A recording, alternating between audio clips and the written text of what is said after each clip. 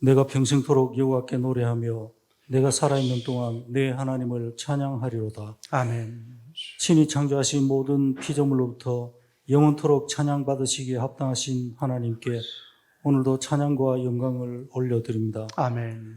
오늘도 예배와 안식의 날을 주심으로 주님 전에 나오게 하시고 찬송과 기도와 말씀으로 은혜 받게 하시니 감사를 드립니다. 아멘. 한 주간도 주님의 은혜로 저희들에게 일해할 양식과 일터를 주시고 쉴 수 있는 공간을 주심을 또한 감사드립니다. 아멘.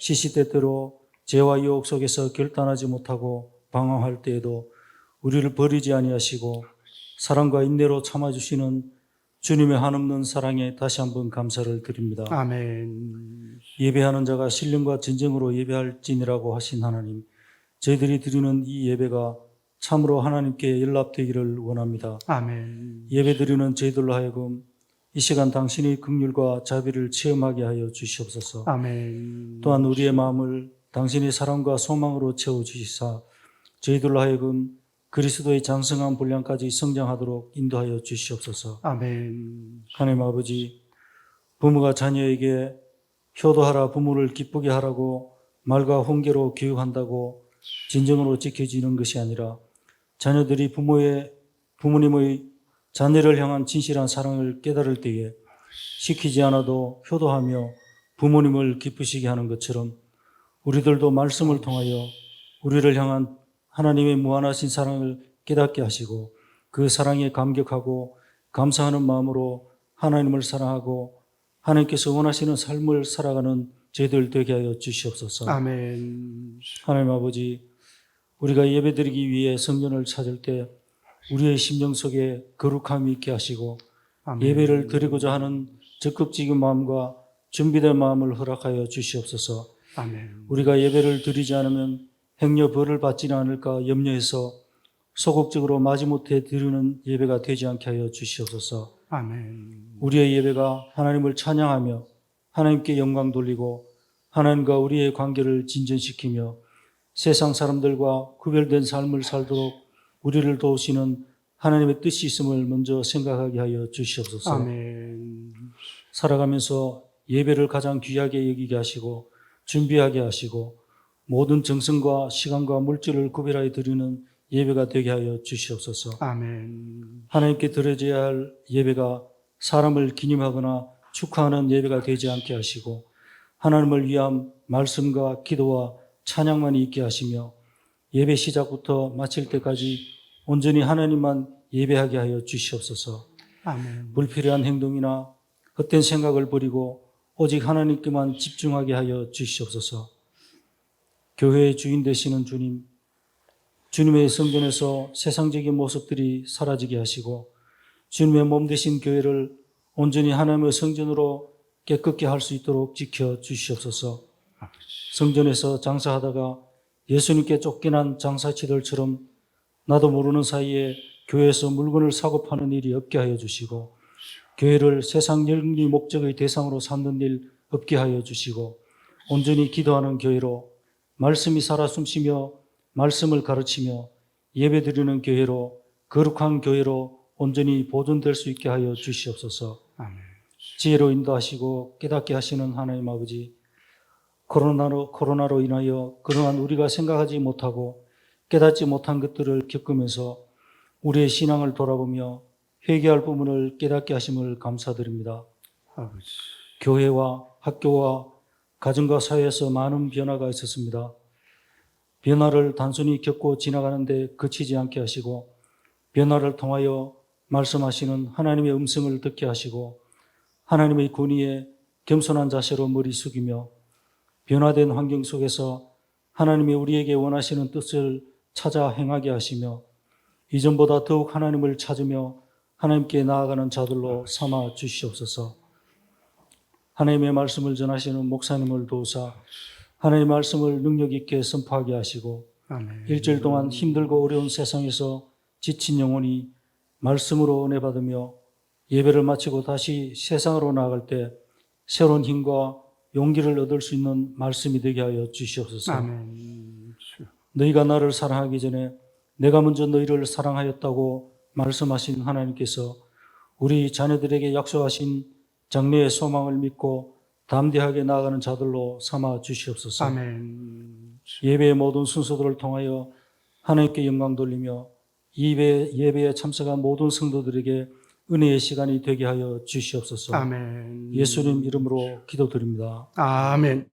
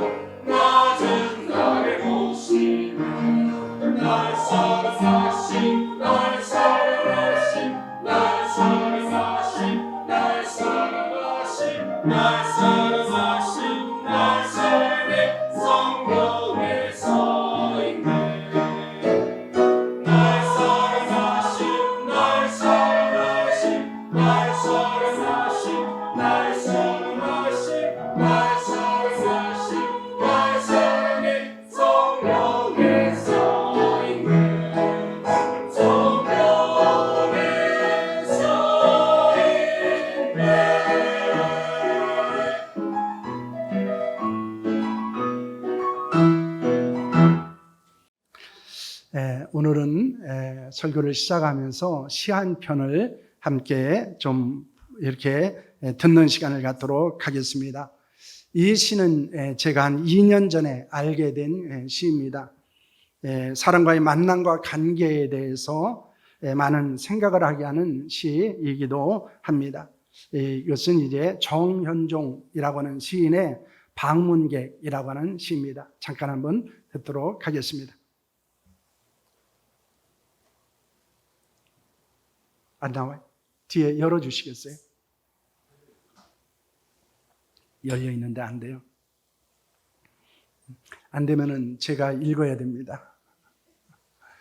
제가 읽겠습니다. 사람이 온다는 건 실은 어마어마한 일이다.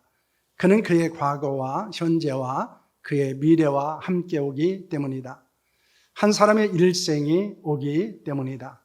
부서지기 쉬운, 그래서 부서지기도 했을 마음이 오는 것이다. 그 갈피를 아마 바람은 더듬어 볼 수 있는 마음, 내 마음에 그런 바람을 흉내낸다면 필경 환대가 될 것이다 라고 하는 시입니다. 이 시는 우리에게, 한 사람이 우리에게 온다는 것은 그의 일생이 오는 것이다 라고는 고백을 하고 있습니다. 이것은 우리에게 어떤 사람을 만나게 된다는 것, 어떤 사람과 관계를 갖게 된다는 것은 단순한 것이 아니고 그 사람의 일생을 마주하는 것이다 라고 하는 것입니다. 우리가 그것을 알게 된다면 그 사람을 환대하지 않을 수 없다는 것을 고백하고 있는 것입니다.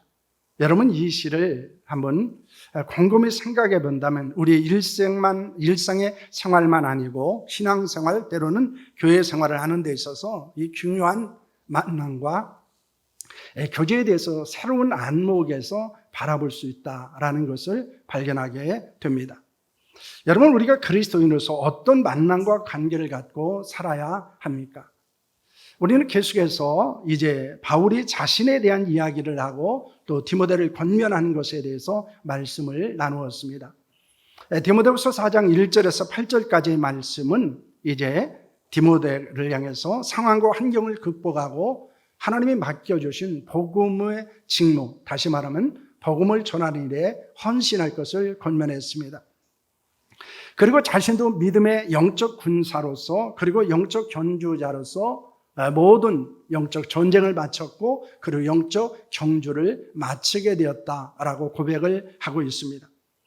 그리고 오늘 본문에서 바울은 무엇을 이야기하고 있습니까? 자신과 함께 했던 사람들에 대한 이야기를 오늘 본문에서 하고 있습니다. 그들은 어떤 사람들이었습니까? 오는 사람, 떠난 사람, 보낸 사람, 그리고 남은 사람, 대적하는 사람으로 나눌 수 있다는 것입니다. 어쩌면 이것은 바울만 아니고 우리도 우리 주변을 돌아보면 지금까지 그런 사람들이었습니다. 내게 온 사람도 있었고 나를 떠난 사람도 있었고 내가 보낸 사람도 있고 내 곁에 지금까지 남아있는 사람도 있고 그리고 나를 힘들게 대적했던 사람들도 있었다고 하는 것을 발견하게 됩니다. 왜냐하면 우리가 이 만남이라고 하는 것, 관계라고 하는 것은 바로 이런 사람들과 함께하는 것이고 이런 속에서 어떻게 하나님의 뜻을 찾아가고 어떻게 그런 사람들과 함께 하나님의 거룩한 일들을 감당하느냐라고 하는 것이기 때문입니다. 오늘 우리는 그 사람들을 통해서 어떤 만남과 관계에 대해서 우리가 귀한 교훈을 얻을 수 있는가라고 하는 것입니다. 첫째는 오는 사람입니다. 9절 말씀을 보시기를 바랍니다. 9절 말씀 봅니다. 너는 어서 속히 내게로 오라 라고 하는 말씀을 합니다. 여기서 너는 누구를 이야기하고 있습니까? 이것은 디모데후서를 받는 디모데를 말하고 있는 것입니다. 바울이 간절히 오기를 기다리는 사람, 그는 디모데였습니다. 바울과 디모데는 그 누구보다도 친밀한 관계를 가지고 있었던 사람이었습니다. 디모데는 바울의 믿음의 아들이었고 동역자였습니다. 바울과 디모데가 처음 만난 곳은 누스드라라고 하는 곳이었는데 그때 바울은 어떤 일을 겪고 있었을 때입니까? 그가 복음을 위해서 함께 수고했던 바나바와 갈등하고 헤어졌을 때였습니다. 가장 힘들고 어려웠을 때, 가장 외로울 때, 그리고 상처를 받고 있었을 때, 가장 아파할 때, 그때 하나님은 이 디모데를 그에게 보내주셨습니다. 그리고 그런 상황에서 디모데와 함께 선교 여행을 떠나게 됩니다. 하나님은 바울이 사람을 위해서 가장 힘들고 어려웠을 때 디모데를 보내주시고 그리고 디모데와의 이 만남과 관계를 통해서 사역에 힘을 얻을 수 있는 기회가 되었다는 것입니다. 바울은 복음을 전해 세운 교회들을 방문하도록 자주 디모데를 파송하기도 했습니다. 데살로니가 교회에 보내기도 했고 고린도 교회에 보내기도 했습니다. 빌립보 교회에 보내기도 했습니다. 말년에 디모데를 에베소 교회에 보낸 적도 있었습니다. 그런데 로마 감옥에서 디모데에게 급히 전가를 보내게 됩니다. 최대한 빨리 내게로 오라라고 하는 것입니다. 특별히 13절 말씀을 보시기를 바랍니다. 함께 하겠습니다. 내가 올 때 내가 들어와 가보의 집에 둔 겉옷을 가지고 오고 또 책은 특별히 가죽 종이에 쓴 것을 가져오라 라고 하는 말씀을 합니다. 바울은 디모데가 올 때 드로아에 사는 가보의 집에 둔 겉옷을 가지고 오고 또 책은 특별히 가죽 종이에 쓴 것을 가지고 오라 라고 하는데 이것은 성경을 이야기하고 있다고 해석하고 있습니다. 그리고 특별히 바울이 올 때 데려와야 될 사람에 대해서 말하고 있습니다. 11절 하반절 말씀을 보시면 이런 말씀을 하고 있습니다. 내가 올 때 마가를 데리고 오라. 그가 나의 일에 유익하니라 라고 하는 말씀을 하고 있습니다. 바울은 디모데가 올 때 마가를 데려오라고 말합니다. 사실 마가는 바울에게 있어서 좋지 않은 기억을 남겼던 사람이었습니다. 그는 바울의 1차 전도 여행에 참여했다가 중간에 포기하고 돌아왔던 사람입니다. 2차 전도를 시작하면서 마가를 데리고 가는 문제로 인해서 이제 바나바와 갈등을 겪고 심히 다투게 되었습니다. 그리고 헤어지게 되었습니다. 그렇다면 이 바나바와 바울을 헤어지게 만든 사람이 바로 마가일 수 있습니다. 그래서 바울은 그를 전에는 무익했지만 이제는 유익한 자라고는 고백을 하고 있는 것을 보게 됩니다. 이제는 마가는 바울의 사역에 있어서 절대적으로 필요한 사람이 되었다는 것입니다. 정말 그를 보고 싶어하고 그를 자신의 곁에 두고 싶어하는 사람이 되었음을 말씀하는 것입니다. 우리가 어떤 사람을 만나 관계를 맺고 함께 하나님의 일을 한다고 하는 것은 항상 좋은 것은 아닐 수 있다는 것입니다. 때로는 실망할 수도 있습니다. 관계가 원만하지 않을 수도 있습니다. 주의 일을 하는데 유익이 아니라 무익할 수도 있습니다. 하지만 끝까지 그런 관계로 마치는 것은 하나님이 원하시는 뜻이 아니라는 것을 우리에게 교훈하고 있는 것입니다. 우리가 교회와 복음을 위해서 함께 헌신하다가 갈등과 실망으로 끝나고 그 관계를 단절하는 것은 하나님의 기쁘신 뜻이 아니라는 것입니다. 우리는 누군가를 만났다는 것은 무엇입니까? 내가 기도하고 사랑할 사람이 하나 더 생겼다는 것입니다. 그러므로 우리는 함께 하고 싶고 유익한 하나님의 사람이 되어야 한다는 것입니다. 그 당시에 노년의 바울은 많이 힘들고 외롭고 쇠약한 상태였습니다. 그는 주위에 떨고 있었을 것입니다. 그런 상황에서 디모데와 마가를 빨리 만나고 싶어 했습니다. 그들은 자신의 곁에 두고 함께 하고 싶었던 것입니다. 우리에게도 디모데와 마가와 같은 사람이 있기를 소망합니다. 아니, 우리가 이 디모데와 마가와 같은 사람이 되어야 한다는 것입니다. 그래서 함께 하고 싶은 사람, 곁에 두고 싶은 사람, 사역에 유익한 사람이 되어야 하는 줄로 믿으시기를 바랍니다. 신실한 하나님의 사람들이 우리 교회에 더 많이 오기를 소망합니다. 그리고 그들과 함께 하나님의 교회를 섬기고 또한 그들과 함께 하나님의 거룩한 복음을 위해서 헌신하는 일들이 우리 가운데 일어날 수 있기를 축복합니다. 둘째는 떠난 사람입니다. 10절 상반절 말씀을 보시길 바랍니다. 성경은 이렇게 말합니다. 데마는 이 세상을 사랑하여 나를 버리고 데살로니가로 갔고 라고는 말씀을 하고 있습니다. 바울과 함께 있다 떠난 사람이 있었다는 것입니다. 그 중에 데마는 바울을 떠난 사람이라고 말하고 있습니다. 그런데 사실 이 데마는 전에는 바울과 신실한 동역자였습니다. 하지만 시간이 흐르면서 그의 믿음과 헌신이 변하기 시작했습니다. 그는 세상을 사랑하게 되었습니다. 그리고 바울을 떠나 데살로니가로 가게 되었다는 것입니다. 그가 언제 어떻게 세상을 사랑하게 되었는지를 언급하고 있지 않기 때문에 알 수는 없습니다. 그러나 중요한 것은 그가 세상을 사랑하게 되었다는 것입니다. 언제인지는 모릅니다. 어떤 계기였는지도 나타나 있지 않습니다. 하지만 세상을 사랑할 수 있고 그리고 세상을 사랑하면 떠나게 된다는 사실을 말씀하고 있는 것입니다. 여러분, 세상을 사랑한다고 하는 것은 무엇을 말하고 있습니까? 요한일서 2장 15절과 16절 말씀입니다. 함께합니다. 이 세상이나 세상에 있는 것들을 사랑하지 말라. 누구든지 세상을 사랑하면 아버지의 사랑이 그 안에 있지 아니하니 이는 세상에 있는 모든 것이 육신의 정욕과 안목의 정욕과 이생의 자랑이니 다 아버지께로부터 온 것이 아니요 세상으로부터 온 것이냐라고는 말씀을 하고 있습니다. 세상을 사랑한다고 하는 것은 세상에 있는 것들을 사랑한다는 것입니다. 세상에 있는 것은 무엇이라고 말합니까? 육신의 정욕, 안목의 정욕, 이생의 자랑이라고 말씀하고 있습니다.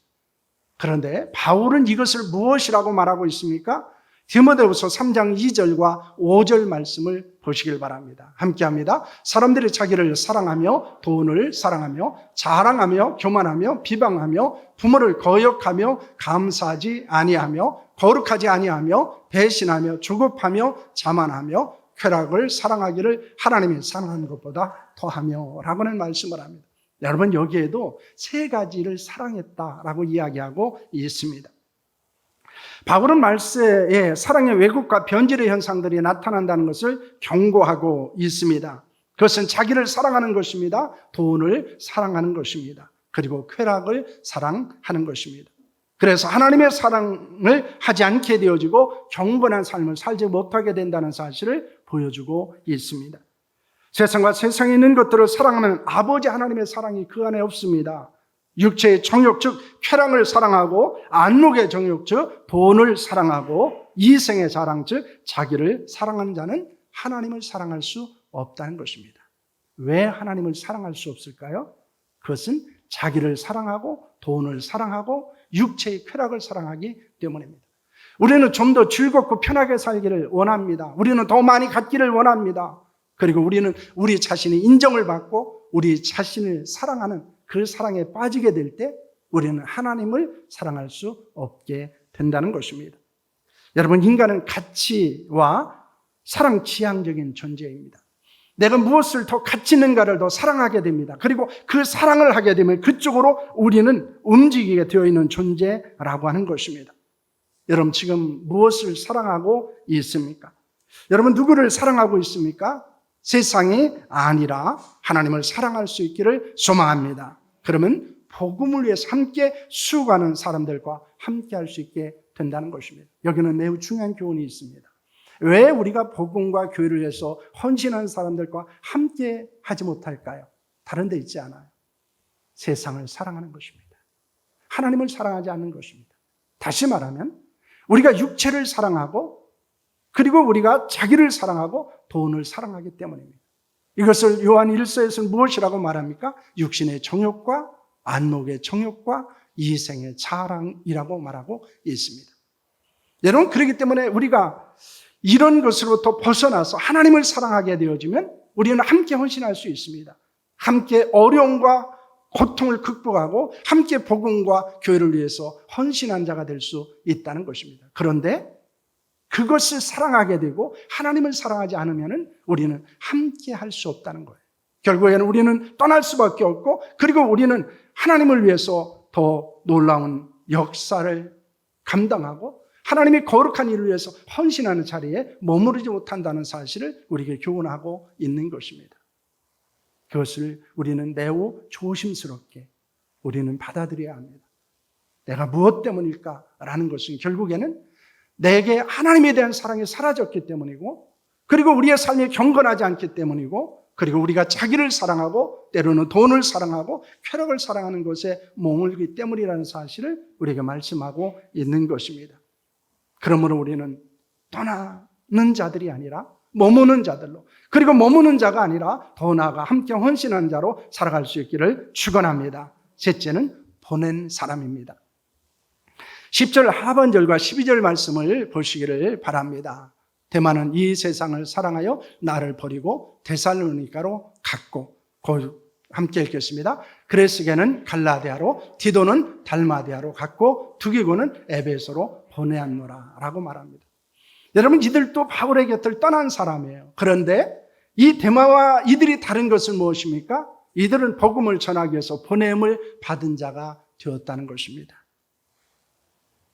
그렇기 때문에 그레스게는 갈라디아로 보냈습니다. 디도는 달마디아로 보내게 되었습니다.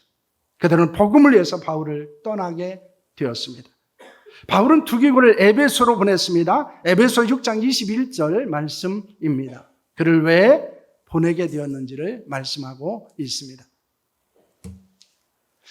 제가 읽겠습니다. 나의 사정고 내가 무엇을 하든지 너에게도 알리려 하노니 사랑을 받는 형제요 주 안에서 진실한 일꾼인 두기고가 모든 일을 너에게 알리리라 라고는 말씀을 하고 있습니다. 바울의 사정을 알려주기 위해서 그는 에베소로 보냄을 받게 됩니다. 그는 바울의 사랑을 받는 형제요 주 안에서 신실한 일꾼이었습니다. 그럼에도 불구하고 그를 보낸 이유가 있습니다. 그것은 바울의 말년에 있어서 자기가 마지막과 함께하고 싶은 사람일 수 있었을 것입니다. 왜냐하면 그는 매우 신실한 하나님의 사람이었기 때문입니다. 하지만 바울은 자신의 욕심과 필요를 때문에 그를 곁에 두지 않았다는 것입니다.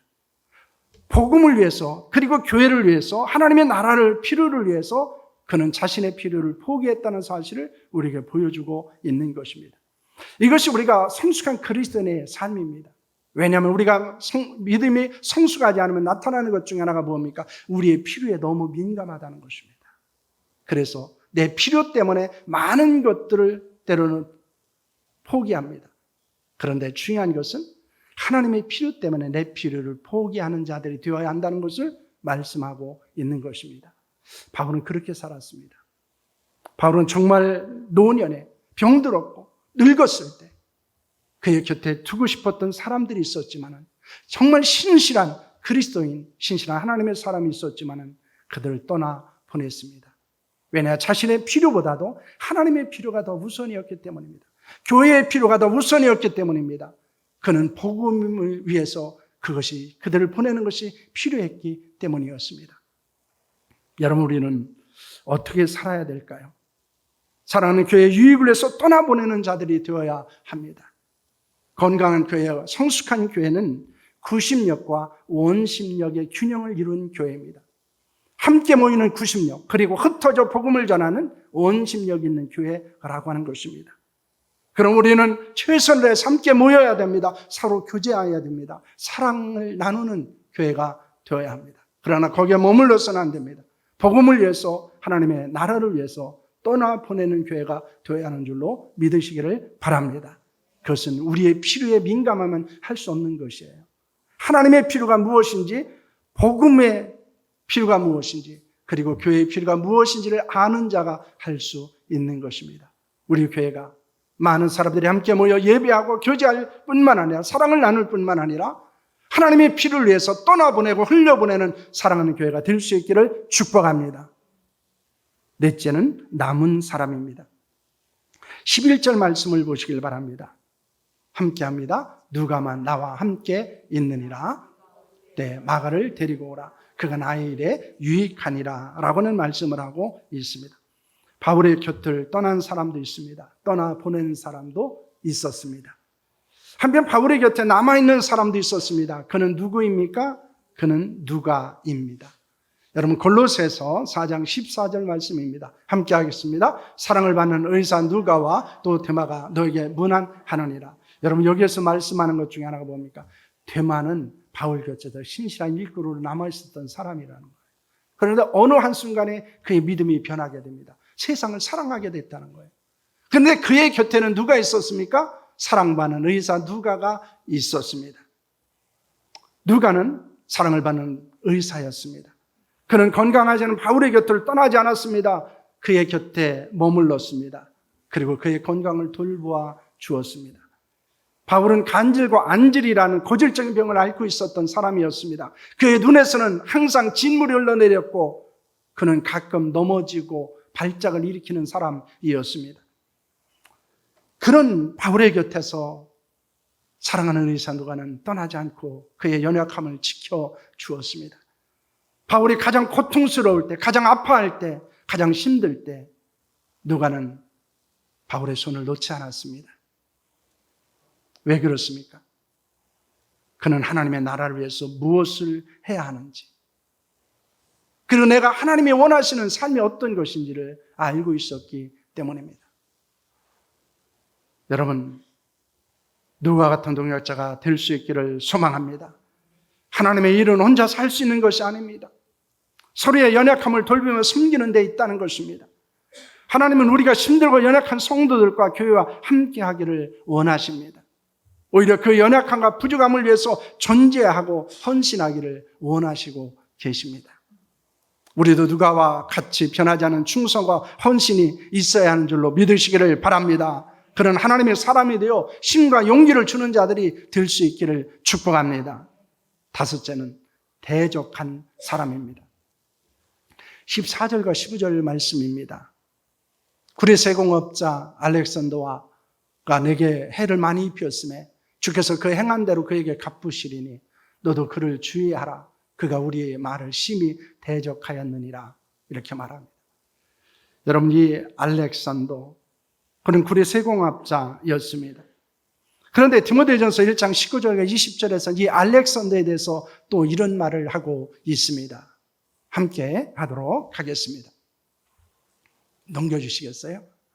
함께 하겠습니다. 믿음과 착한 양심을 가지라. 어떤 이들은 이 양심을 버렸고 그 믿음에 관하여는 파선하였느니라. 그 가운데 후메네오와 알렉산더가 있으니 내가 사탄에게 내어준 것은 그들로 훈계를 받아 신성을 모두 가지 못하게 하려 함이라 라는 말씀을 하고 있습니다. 그는 후메네오와 함께 양심을 버리고 믿음에 관해 파선한 사람이었습니다. 바울은 그를 교회에서 출교함으로 더 이상 하나님을 못 오갈 수 없게 만들었습니다. 알렉산더는 우상 아데미 신의 형상을 구리로 만들어서 돈을 버는 사람이었습니다. 그가 언제 어떻게 교회에 들어오게 되었는지는 알 수 없습니다. 그런데 그는 여전히 우상을 만들어 파는 것을 포기하지 않았던 것으로 볼 수 있습니다. 바울의 복음과 교회 사역에서 많은 해를 입혔습니다. 그리고 그를 대적하게 됩니다. 그래서 바울은 디모데를 향해서 그를 조심하라고 말하고 있습니다. 종종 우리가 착각하고 오해하는 것이 있습니다. 그것은 모든 사람이 우리를 좋아해야 된다는 것입니다. 모든 사람이 우리를 좋아할 것이라고 생각하는 것입니다. 그리고 우리는 모든 사람이 좋아하는 사람이 되어야 한다고 생각하는 것입니다. 우리가 하는 모든 일을 모든 사람들이 지지한다고 생각하는 것입니다. 그러나 그렇지 않습니다. 모든 사람이 우리를 좋아하지도 않습니다. 모든 사람이 내가 하는 일을 지지하지도 않습니다. 그렇다면 바울은 사람들로부터 미움을 받거나 바울은 거절을 경험하지 않아야 했습니다. 예수님도 사람들로부터 비난을 받지 않아야 됐고 예수님도 모든 사람들로 지지를 받아야 했을 것입니다. 그러나 예수님도 바울도 복음을 위해서 헌신했던 많은 사람들도 모든 사람들이 좋아하지 않았습니다. 모든 사람들이 그가 전하는 그리고 그가 하는 일을 지지하지 않았습니다. 여러분, 그때 우리는 어떻게 해야 될까요? 그런 사람들과 더불어 싸울 것이 아니라 그가 행한 대로 하나님께서 갚으실 것에 맡겨야 한다는 것입니다. 아무리 악한 사람일지라도 우리가 개인적으로 보복하거나 심판하는 것을 하나님은 원하지 않기 때문입니다. 하나님은 선을 행하는 자에게는 선으로 갚아주십니다. 악을 행하는 자들은 악으로 갚아주실 것입니다.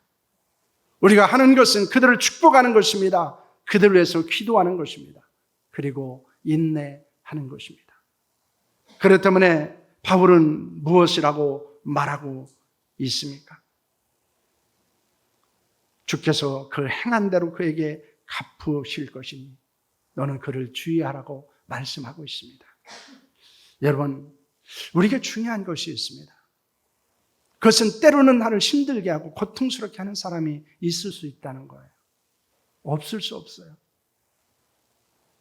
그러나 그것 때문에 낙심하고 절망할 필요가 없다는 것입니다.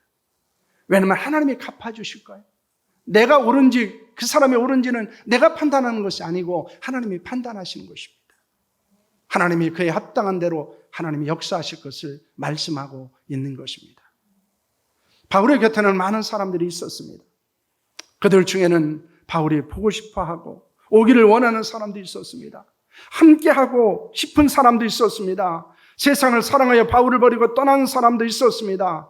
악한 마음을 갖고 대적한 사람도 있었습니다. 복음을 위해서 떠나 보낼 수밖에 없었던 사람도 그에게는 있었습니다. 여러분, 우리는 어떤 사람이 되어야 할까요? 어떤 사람이 되어야 할까요?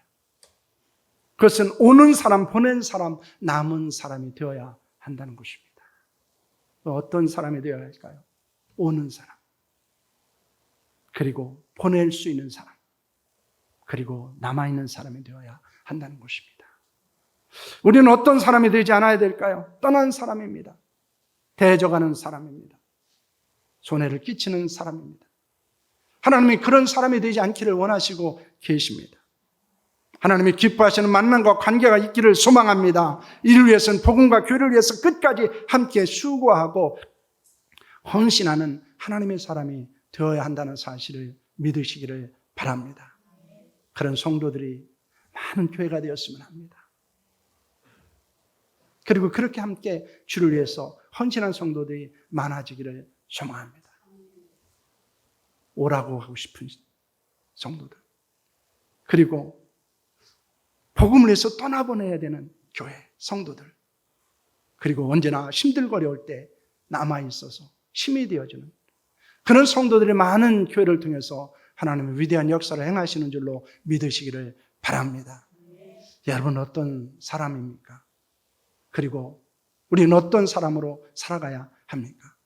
하나님이 기뻐하신 일을 행할 뿐만 아니라 하나님이 축복하시는 삶을 살아가는 저 여러분들이 될 수 있기를 축원합니다. 기도하겠습니다.